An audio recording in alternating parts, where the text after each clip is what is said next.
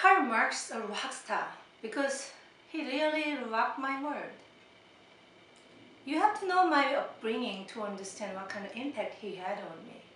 I grew up in South Korea where education is the top priority for most people. And our education system was focused on getting the highest SAT score to enter the best college. So all the way through middle and high school, I had to stay in school from 7 a.m. till 10 p.m. studying.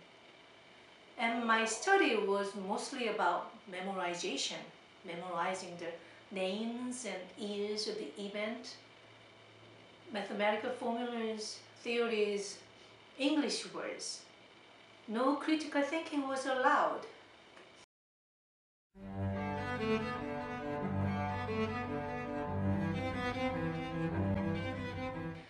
On the surface, I was a model A student, but inside, I was boiling with anger. I wanted my freedom.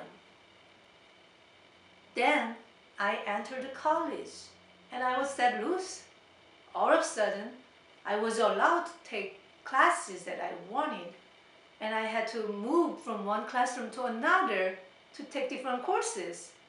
And sometimes I went astray on the way to the next class, but it wasn't the end of the world.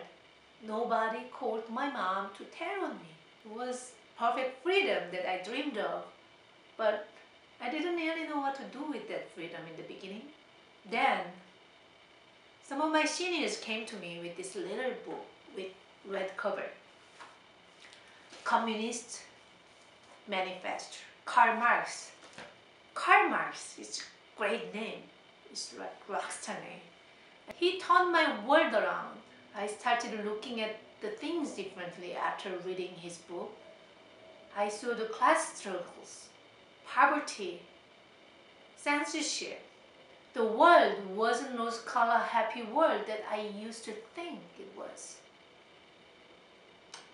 I visited soup kitchens and homeless shelters, and I got angry. I got angry at the government, the system, and my father. Yes, my father. My father was an aspiring politician who had worked all his life for the governing party. I started having arguments with him. I yelled at him. I called him names. I called him a dog who's living off the crumbs of the ruling class.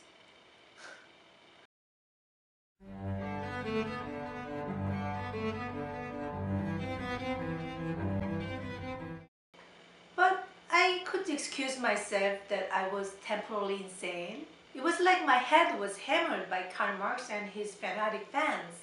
I was having post-traumatic experience. I was only 19. But no excuse to be made. My father is no more.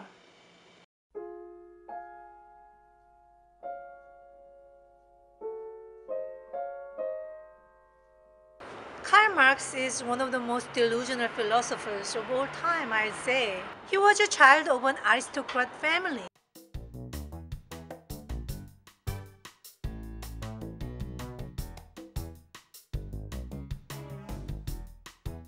Even though he faced poverty during his frequent exiles, he lived off his and his wife's family fortune most of his life. So what did he know about proletariat?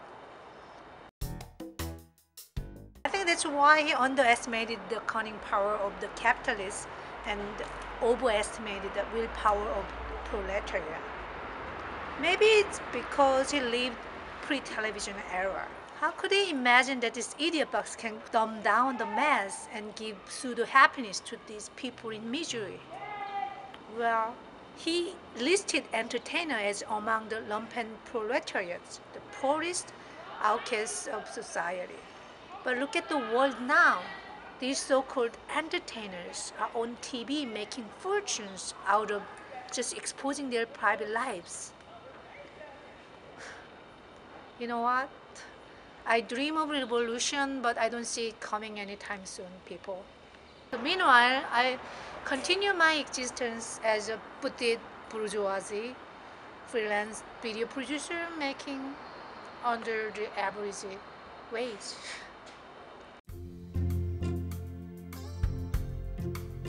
Okay, that's it for today, folks. I hope this episode didn't really depress you.